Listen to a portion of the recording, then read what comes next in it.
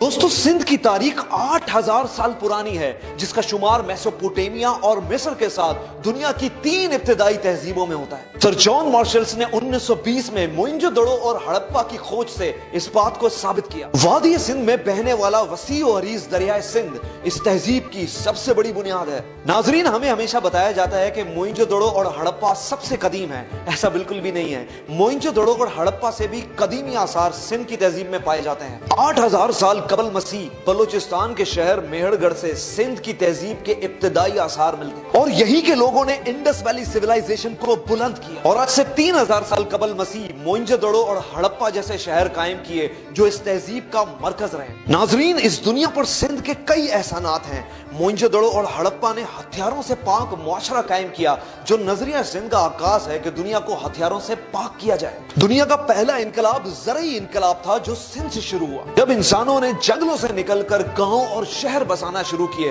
तो इसका आगाज भी सिंध की तहजीब से हुआ। आज से 3000 साल कबल मसीह मोइंजोदड़ो के लोगों ने पक्की ईंटों से अपने घर बनाए, नेकासी आपके लिए नालियां बनाई और वसी हमाम कायम किए, जो इस खित्ते में इंफ्रास्ट्रक्चर और सिविल इंजीनियरिंग की तारीख का मुंह बोलता सबूत है। मेसोपोटामिया के बाद पहिया सबसे पहले दुनिया में सिंध में इस्तेमाल किया गया। जमीन पे हल चलाने के लिए बैल का इस्तेमाल और तिजारत के लिए बैलगाड़ियों का इस्तेमाल सबसे पहले सिंध से हुआ। इस दुनिया में पहली सनत की बुनियाद भी सिंध नहीं रखी। सिंध ही में कपास से धागा और धागे से कपड़ा बनाने की मशीन अर्थ और अड़न्ना बनाई गई। अजरक का शाहकार डिजाइन भी सिंध ही ने बनाया, जो आज हमारे मुल्क का कौमी तोहफा भी है। इंडस वैली सिविलाइजेशन में पहली सनत कायम होने की वजह से इंडस्ट्री का लफ्ज भी इंडस से निकला। इस तहजीब को अक्सर 2 नामों से पुकारा जाता है, सिंध और इंडस। ये नाम कैसे पड़े, कब पड़े और किसने रखे, इसके लिए वीडियो आपको एंड तक देखनी होगी। 1500 साल कबल मसीह इस खित्ते में आर्यंस आए और आर्यंस दरिया को अपनी जबान में सिंधु कहते थे,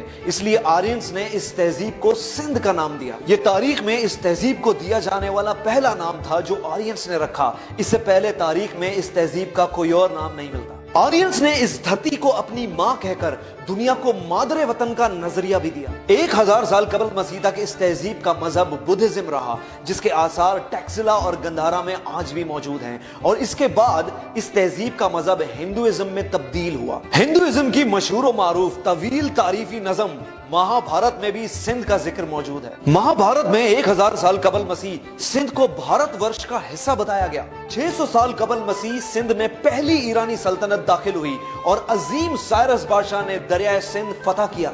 यहाँ पे हिंदुइज्म की अक्सरियत होने की वजह से ईरानियों ने सिंध को हिंद कहना शुरू किया और ये इस तहजीब को दिया जाने वाला दूसरा नाम था। ईरानियों के बाद यहाँ यूरोप से यूनानी आए और 400 साल कबल मसीह सिकंदर आजम ने सिंध को अपनी तहवील में लिया। यूरोपियंस ने हिंद को इंद कहना शुरू किया और उसके बाद इंडस लफ्ज का इस्तेमाल हुआ। लफ्ज इंडिया भी इंडस से निकला है। इंडस इस तहजीब को दिया जाने वाला तीसरा नाम था। तकरीबन 300 साल कबल मसीह Chandragupta Maurya Indus valley civilization आया और टैक्सिला की दरसगाह में आर्ट, साइंस और जंगी मशकों की तरबियत ली। यूरोपियंस का कब्जा आधे सिंध पे था, इसलिए उससे आगे के इलाकों पे मौर्य सल्तनत कायम हुई और उन्होंने अपनी तहजीब को हिंद कहना शुरू किया, जो कि सिंध का ही दूसरा नाम था। और इस तरह तारीख में हिंद और सिंध एक तहजीब होने के बावजूद अलग अलग हुए। बाद में जब मौर्य सल्तनत अपने अरूज पे पहुंची तो चंद्रगुप्त मौर्य ने यूनानियों से जंग की और सिंध को अपनी तहवील में लिया। चंद्रगुप्त मौर्य के बाद महाराज अशोक ने भी सिंध पे हुक्मरानी की। मौर्यंस के 100 साल राज के बाद यहाँ अफगानियों ने यानी ग्रीको बैक्ट्रियन ने अपनी हुकूमत कायम की। इस दौर में बुद्धिज्म को दोबारा फरोग मिला और रोहड़ी के मुकाम पर इसके आसार भी मिलते हैं। पहली सदी ईस्वी में सीथियंस ने मुख्तसर वक्त के लिए अपनी सल्तनत कायम की और उनके बाद कुशन सल्तनत सिंध में दाखिल हुई। इन सल्तनत के आसार काहूजोदड़ो मीरपुर खास के मुकाम पर आज भी पाए जाते हैं। नाजरीन, तीसरी सदी ईस्वी में सैसनिड एम्पायर ने सिंध पे हुक्मरानी की। 4th सेंचुरी में सिंध पे कंट्रोल गुप्ता एम्पायर करा। 5th सेंचुरी में राय खानदान और 6ठी सदी ईस्वी में ब्राह्मण्स ने सिंध पे हुकूमत कायम की। और याद रहे, राजा ताहिर भी ब्राह्मण हुकूमत का हिस्सा रहे। 7th सेंचुरी में अरब में इस्लामी इनकलाब आया और बनु उमैया के दौर में कई बागी गिरोह थे जिनको ब्राह्मण्स ने पनाह दी।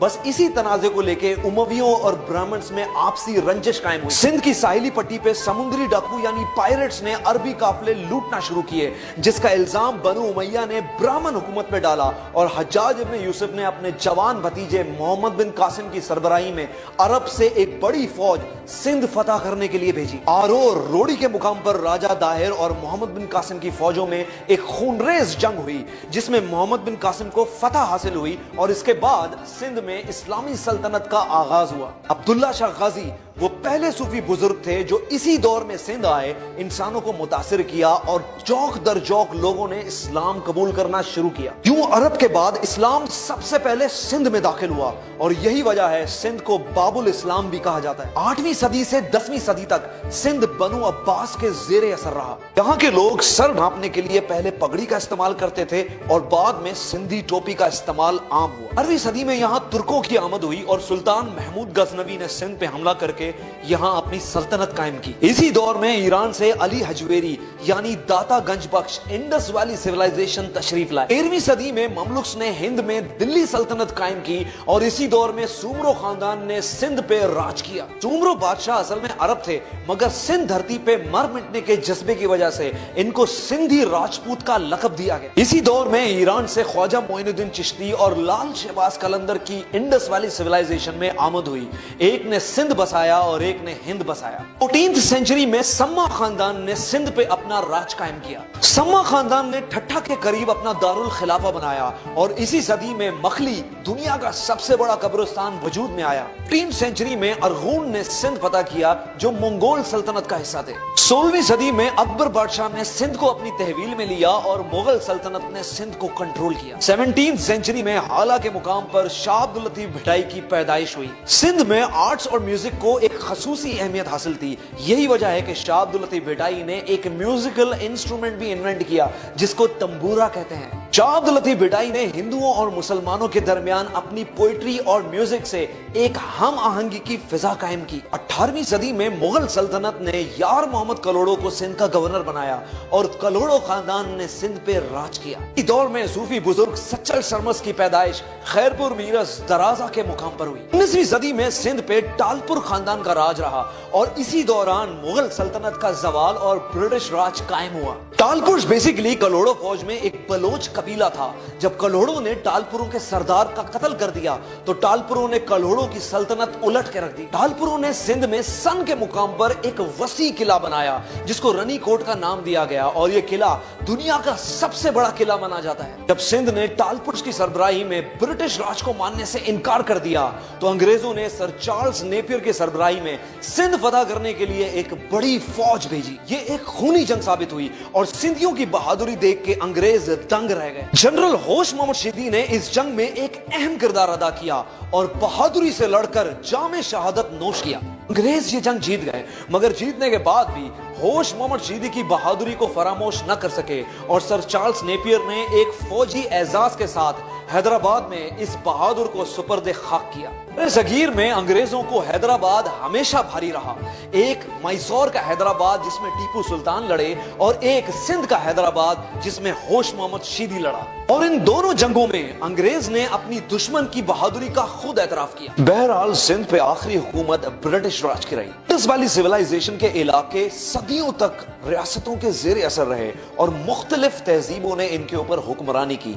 यही वजह है कि कम्युनिकेशन गैप आने की वजह से इनके लिबास, लाइफ स्टाइल और जुबान में नुमाया तब्दीलियां आई। तहरीक आजादी की वजह से इंडस वैली सिविलाइजेशन के लोग यानी कश्मीर से खैबर, खैबर से पंजाब, पंजाब से बलूचिस्तान और सिंध, ये सब मुमलिकत खुदादात की सूरत में एक कौम बने और अब एक तहजीब बनने के मरहले में मसरूफ है। मेरे नजदीक पाकिस्तान इस तहजीब को दिया जाने वाला चौथा नाम है। तारीख और Indus valley civilization Mohammad Ali Jinnah की इस अजीम खिदमत को हमेशा याद रखेगी। सिंधी टोपी और अजरक इंडस वैली सिविलाइजेशन की आज एक शनाख्त है। हैरत इस बात की नहीं कि सिंधी एक ताकतवर सकाफत के मालिक हैं, हैरत इस बात की है कि इतना रिच कल्चर होने के बावजूद जब ये लोग सिंधी टोपी और अजरक पहनकर लोगों से मिलते हैं तो हाथ जोड़ के और आजी से मिलते हैं और इंसान को इज्जत देने की ये रिवायत सिंध को बाकी तहजीबों से मुनफरद कर देती है। इनके लोग खवातीन के हुकूक के अलम बरदार साबित हुए जब मोहतरमा बेनजीर भुट्टो पूरे आलम इस्लाम में पहली खातून वजीर आजम मुंतखब हुई।